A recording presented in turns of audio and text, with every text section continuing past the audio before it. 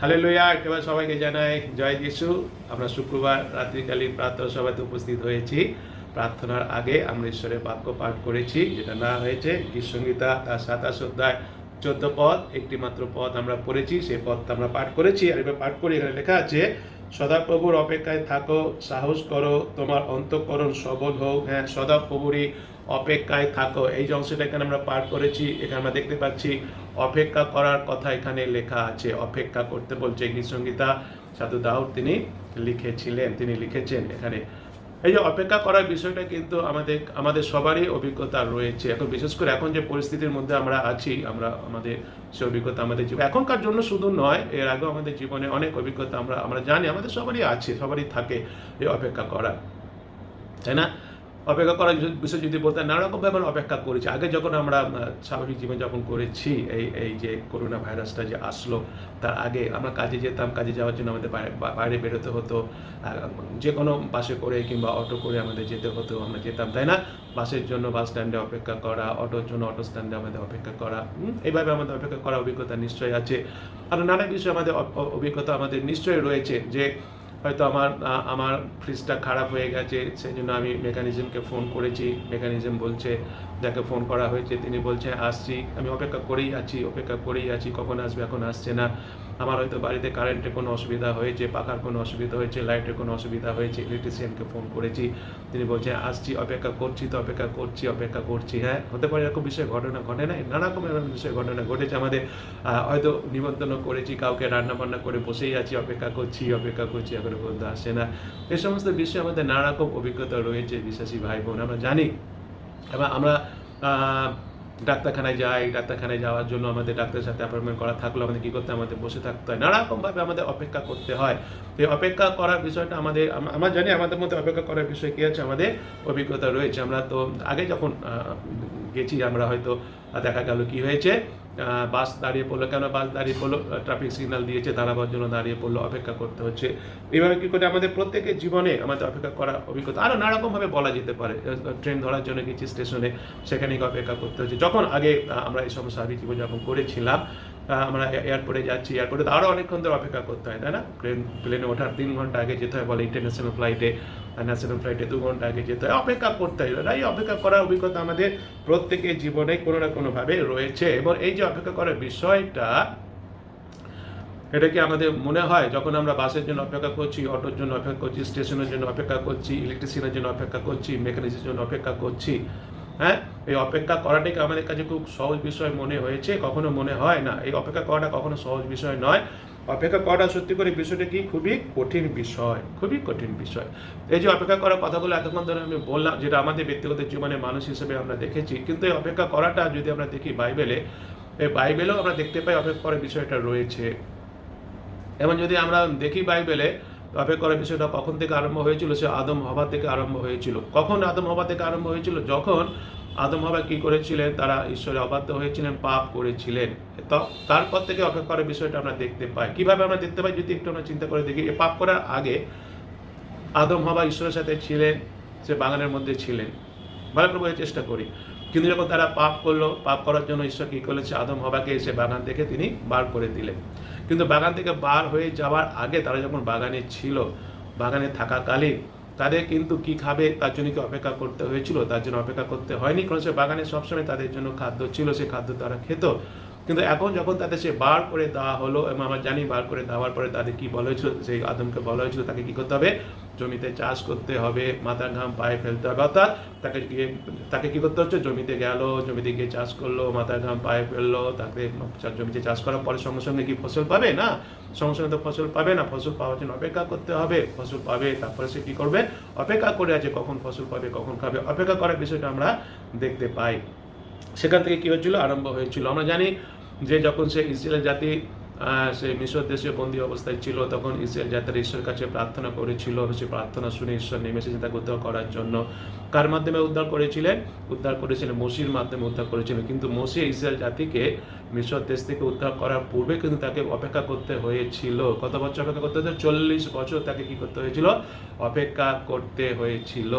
এবং এই যে পৃথিবীর মানুষেরা, মসিহ আসবে, মসিহ এসে উদ্ধার করবে, সেই জন্য মসিহর জন্য পৃথিবীর মানুষকে অনেক বছর অপেক্ষা করতে হয়েছিল। এমনকি প্রভু যিশু যখন এই পৃথিবীতে এসেছিলেন কার্য করার জন্য, কার্য করার পূর্বে তাকে কিন্তু 40 দিন প্রান্তরে গিয়ে অপেক্ষা করতে হয়েছিল।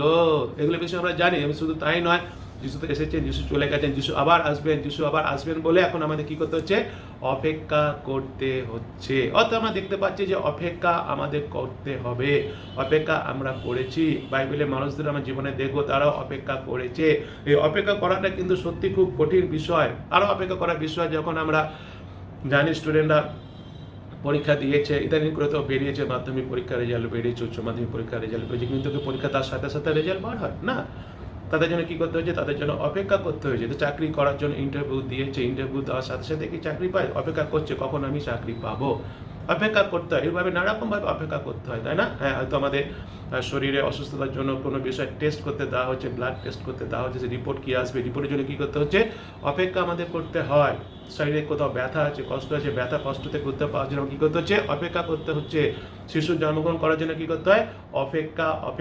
অপেক্ষা করতে হয়। এই যে অপেক্ষা করার কথা নিয়ে আলোচনা করা হচ্ছে, আজকে যে অংশটা আমরা পাঠ করেছি, সাধু দাউদ সেখানে বলেছেন, অপেক্ষা করার কথা এখানে বলেছেন। এই অপেক্ষা করাটাকে যদি আমরা একটু দেখি, জাস্ট কথার কথা বলছি, যেটাকে আমরা বলতে পারি যে একটা গেম। কি game? Waiting game. Waiting game নয়, এটা অ্যাকচুয়ালি আমরা যেটা আলোচনা করছি এটা হচ্ছে waiting for the Lord. Waiting for the Lord, ঈশ্বরের জন্য, সদাপ্রভুর জন্য কি করা? অপেক্ষা করা। এই সদাপ্রভুর জন্য অপেক্ষা করা কিভাবে? এই সদাপ্রভুর জন্য অপেক্ষা করবো, অপেক্ষা করার সময় কি করব, এই বিষয়টাকে নিয়ে দুটো বিষয় মাত্র বলি, ছোট করে বলে আসে আমরা প্রার্থনা করতে যাই। আমরা শারীরিক দিক থেকে সুস্থ থাকার জন্য যদি আমরা ডাক্তারের পরামর্শ নিই, যে কোনো ফিজিশিয়ান তারা পরামর্শ দেন, যে তারা বলেন যে ভালোভাবে নিঃশ্বাস নেবে, মানে বলে কিছুক্ষণ চোখ বন্ধ করে থাকো, এগুলো তারা বলেন। এগুলো কেন তারা বলে? এগুলো এই জন্য বলে, এগুলো আমাদের শরীরের সুস্থতা থাকার জন্য প্রয়োজন আছে।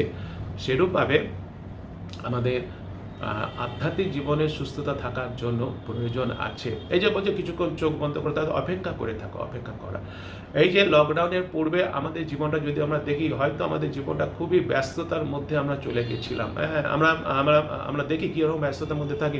মাঝে মাঝে আমরা সিনেমাতে দেখতে পাই যে এত ব্যস্ত, ভোরবেলা সকালবেলা ঘুম থেকে উঠে দাঁত করলো, যা হোক করে পরে মেজে নেওয়ার পরে তারপরে ব্রেকফাস্ট তৈরি করতে হবে, ব্রেকফাস্ট তৈরি করছে, ছেলেকে স্কুলে পাঠাতে হবে, মেয়েকে স্কুলে পাঠাতে হবে, ব্যাগ গুছিয়ে দিচ্ছে, এই ব্যাগ গুছিয়ে দিচ্ছে, স্বামী স্ত্রীর জন্য খাবার টাবার তৈরি করছে, ব্যাগ নিচ্ছে, রেডি হচ্ছে, স্নান করছে, জামা কাপড় করছে, দ্রুত গতিতে বেরিয়েছে, কী করতে হবে? কাজ করতে যেতে হবে।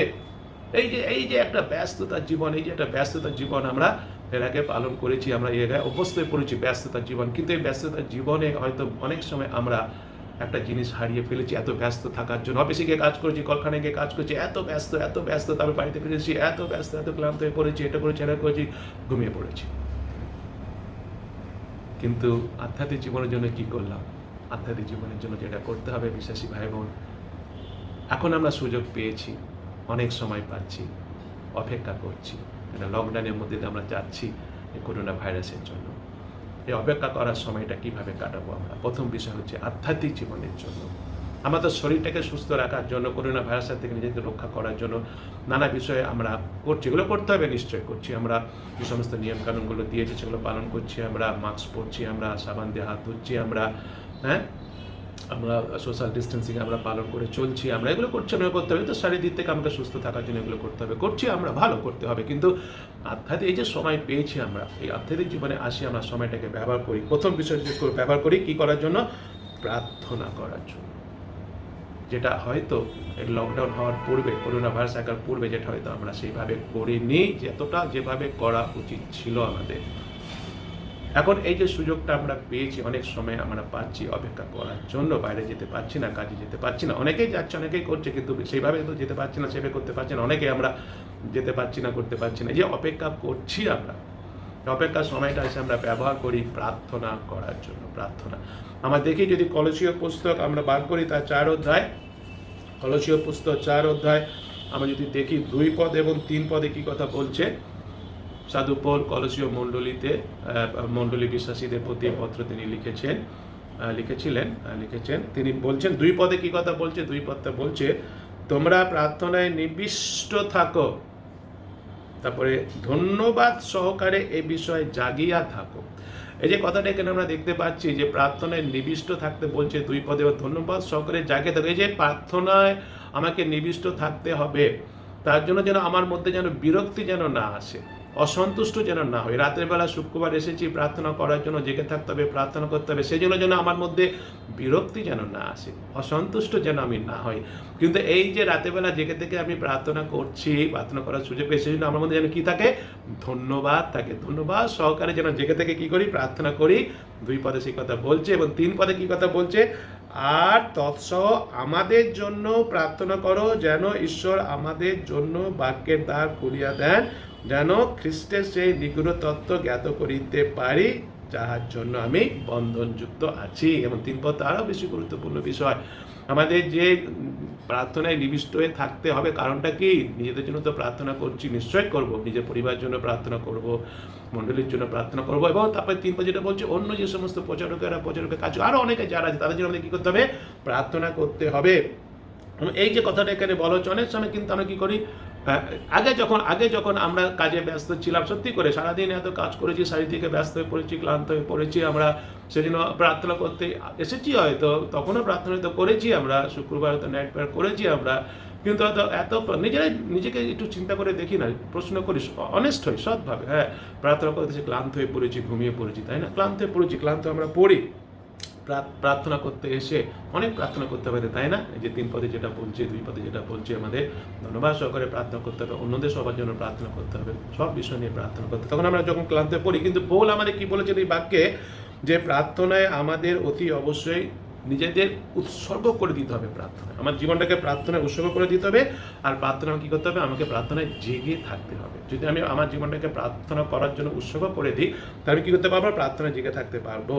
প্রার্থনায় নিবিষ্ট থাকা ও জেগে থাকায় যে বলা হচ্ছে, কথাটা মানে হচ্ছে যে এই যে আমরা কেন প্রার্থনা করি, যেমন আমরা প্রার্থনা করতে চাই, আমরা বিশ্বাস নিয়ে প্রার্থনা করতে আসি, তো কি বিশ্বাস নিয়ে প্রার্থনা করতে আসি, প্রথম বিশ্বাস হচ্ছে ঈশ্বর আমাদের প্রার্থনা শোনেন, আমেন, হ্যাঁ।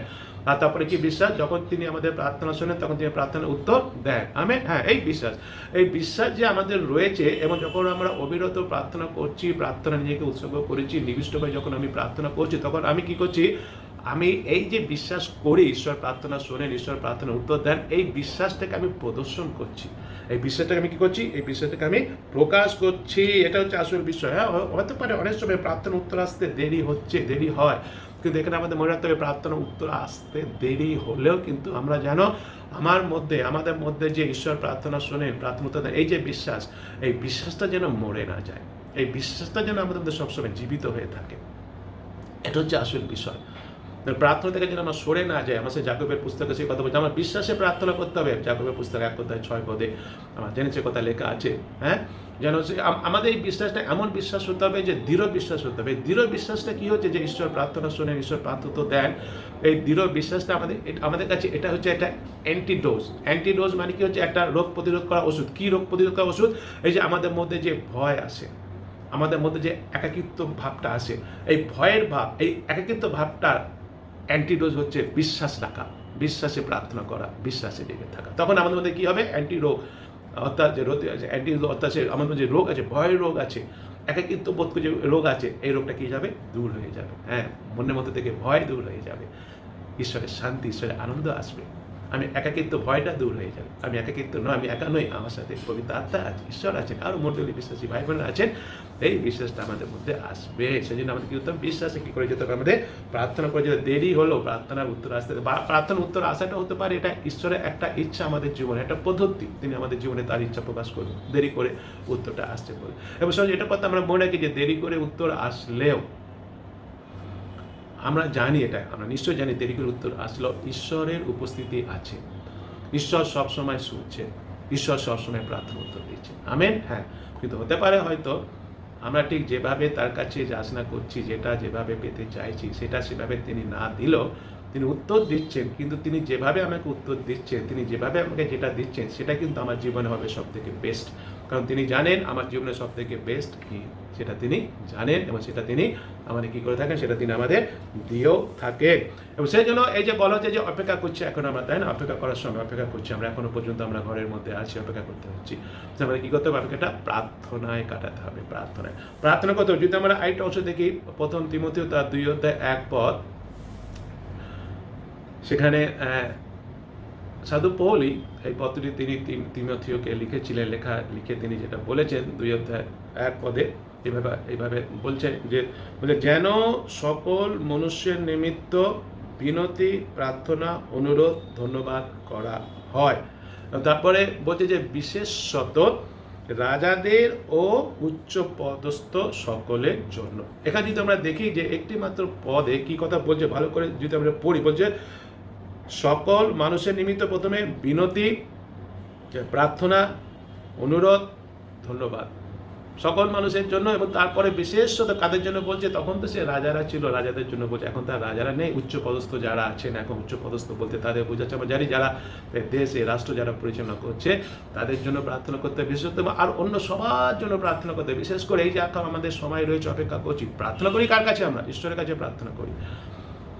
কিন্তু প্রার্থনা আমরা করি নিশ্চয়ই, আমরা প্রথমত নিজেদের জন্য নিশ্চয়ই প্রার্থনা করব, নিজের পরিবারের জন্য নিশ্চয়ই আমরা প্রার্থনা করব, এই করোনা ভাইরাস থেকে উদ্ধার পাওয়ার জন্য নিশ্চয়ই আমরা প্রার্থনা করব। সঙ্গে সঙ্গে অন্যদের জন্য প্রার্থনা করতে হবে। এখন যারা আক্রান্ত হয়ে আছে তাদের জন্য আমাদের প্রার্থনা করতে হবে, তারা যেন যিশুর নামে সুস্থ হয়। বিশেষ করে যারা এই কঠিন অবস্থার মধ্যেও সেবা কাজ করে যাচ্ছে, ডাক্তাররা আছেন, নার্সরা আছেন, সেই আয়ারা আছেন, স্বাস্থ্যকর্মীরা আছেন, সেবা কর্মীরা আছেন, তাই না, সাফাই কর্মীরা আছেন, পুলিশ কর্মীরা আছেন, এরা কি করে যাচ্ছে? অক্লান্ত পরিশ্রম করে যাচ্ছে।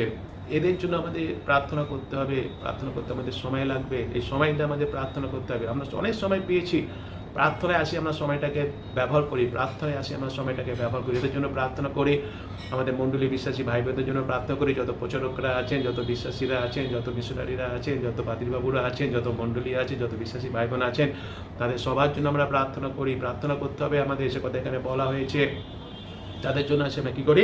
ঈশ্বরের কাছে আমরা প্রার্থনা করি। প্রার্থনা আমাদের করতে হবে বিশ্বাসী ভাই বোন। এবং আমরা বললাম, সেখানে বলেছে, সাধু পৌল বলেছেন যে আমরা এর আগে যেটা পড়েছি সে কলীয় পুস্তক তার 4 অধ্যায় সেই 2-3 পদে বলেছে প্রার্থনায় নিবিষ্ট থাকতে বলেছে, এবং তারপরে 3 পদে বলেছে তোর সঙ্গে আমাদের জন্য প্রার্থনা করো। অর্থাৎ সেই সমস্ত প্রচারক যারা আছেন, পাদ্রীবাবুরা যারা আছেন, মিশনারিরা যারা আছেন, তাদের জন্য যারা ঈশ্বর বাক্য প্রচার করছে তাদের জন্য প্রার্থনা করতে। কত খ্রিস্টান স্কুল আছে, খ্রিস্টান সংস্থা আছে, খ্রিস্টান ইনস্টিটিউশন আছে, হ্যাঁ, এই যে অবস্থার মধ্যে তারা পড়েছে তাদের জন্য প্রার্থনা করতে হবে। এই সমস্ত সংস্থাগুলো যাতে ঠিকমতো চলতে পারে, সংস্থা কর্মচারীরা ঠিকমতো যাতে তারা তার জীবনযাপন করতে পারে, ঠিকমতো যারা তাদের ঈশ্বরের বাক্য প্রচার করতে পারে। প্রচুর সময় আমাদের দিতে হবে, আমরা সময় পাচ্ছি।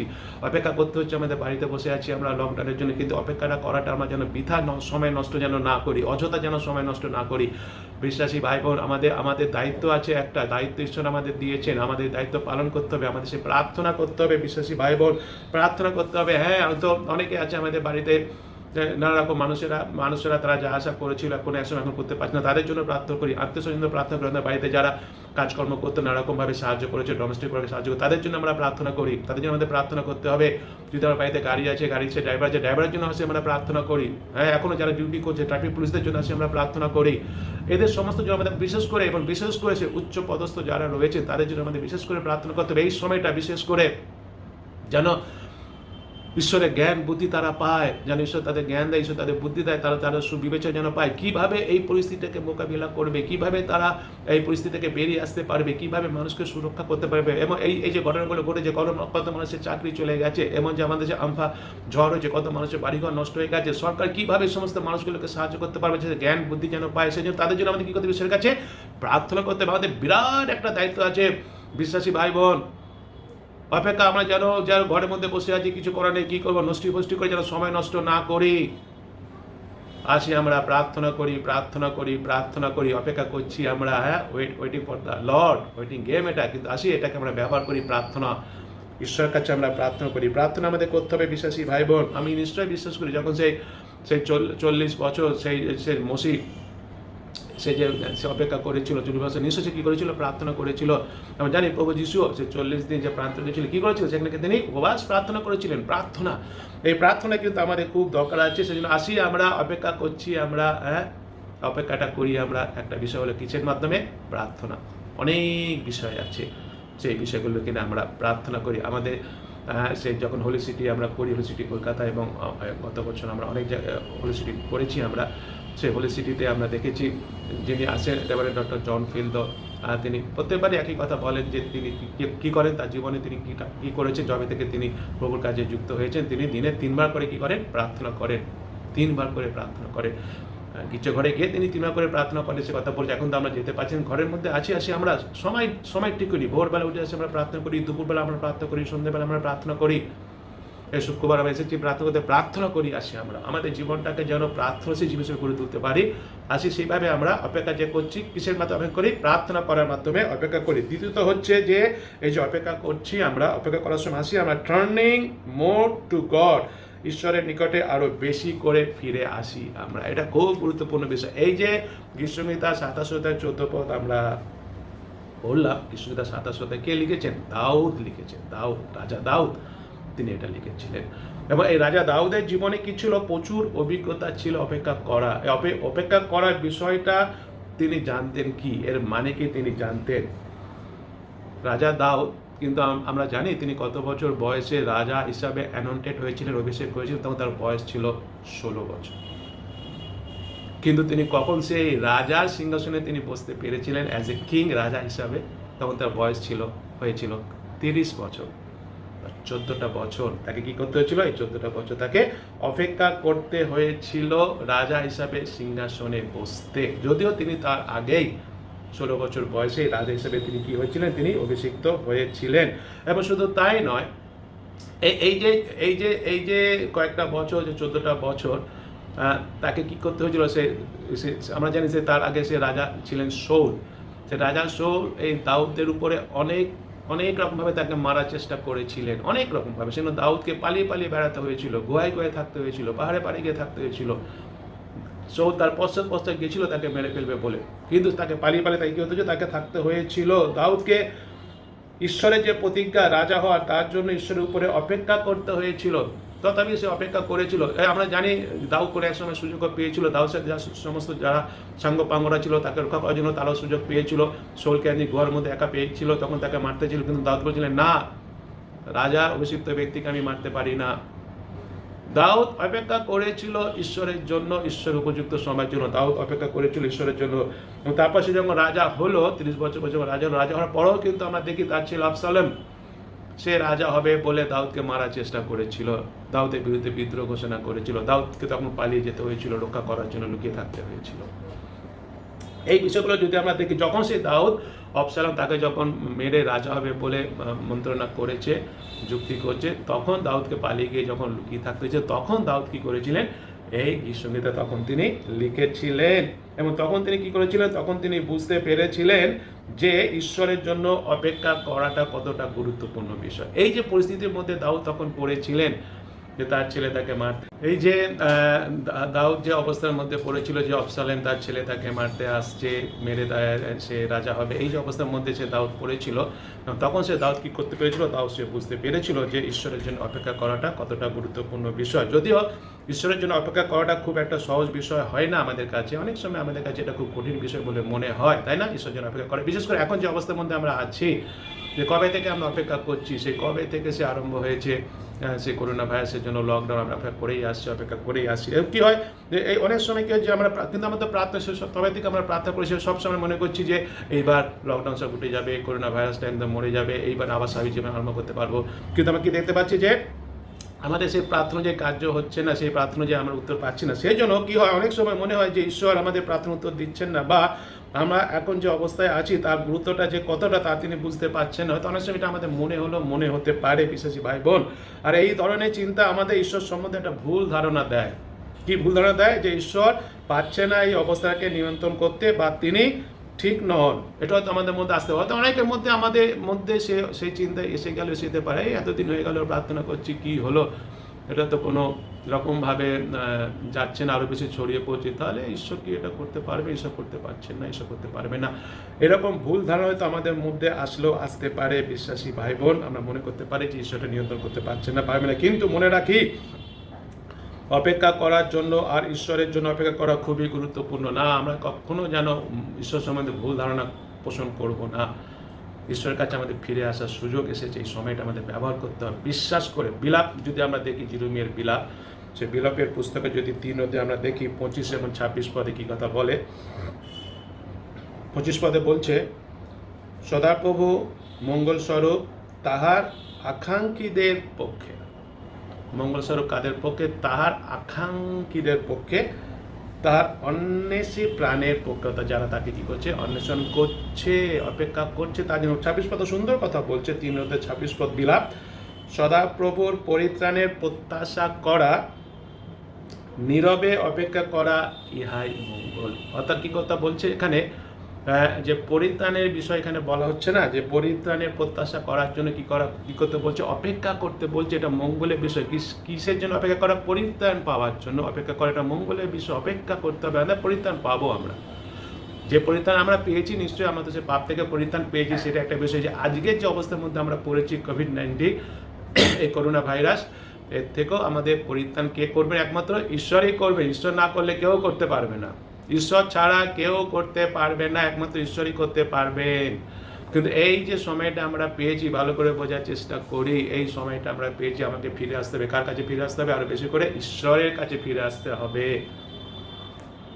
আমরা এই করোনা ভাইরাসের আগে যেভাবে জীবনযাপন করেছিলাম, এত ব্যস্ততার মধ্যে জীবনযাপন করেছিলাম, ঈশ্বর আমাদের জন্য অপেক্ষা করছেন। সকালবেলা করেছেন, আমরা ব্যস্ত বেরিয়ে গেছি, দুপুরবেলা করেছেন, আমরা ব্যস্ত হয়েছি অফিসের কাজে, সন্ধ্যাবেলা করেছেন, আমাদের জন্য অপেক্ষা করছেন। আমরা বাড়িতে বেশি ক্লান্ত হয়ে পড়েছি, টিভি দেখছি, খাওয়া দাওয়া করছি, রাতের বেলা অপেক্ষা করছি, কখন প্রার্থনা করবো, ক্লান্ত হয়েছি, ঘুমিয়ে পড়েছি, ঈশ্বরের কাছে ফিরে আসিনি, কথা বলিনি। কিন্তু আজকে যে অবস্থার মধ্যে আমরা পড়েছি, ঈশ্বর আমাদের একটা সুযোগ দিয়েছেন, অপেক্ষা করছি, আমরা এখনো পর্যন্ত যেতে পারছি না। অপেক্ষাটা আসি, আমরা ব্যবহার করি, ঈশ্বরের কাছে ফিরে আসি, আমরা ঈশ্বরের কাছে, ঈশ্বরের জন্য আসি, আমরা অপেক্ষা করি।